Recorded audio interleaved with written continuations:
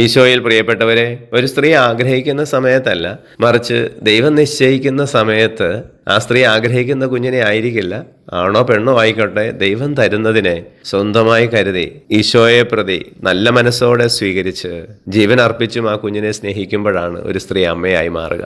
ഒരു വ്യക്തിയുടെ ജീവിതത്തിൽ ആ വ്യക്തിക്ക് മുമ്പോ വ്യക്തിക്ക് ശേഷമോ കുടുംബത്തിൽ ജനിച്ച കുഞ്ഞിനെ ഈശോ തന്ന ദാനമായി കരുതി സ്വീകരിച്ച് സ്നേഹിച്ച് പരിപാലിക്കുമ്പോഴാണല്ലോ ഒരു വ്യക്തി സഹോദരനോ സഹോദരിയോ ആയി മാറുക.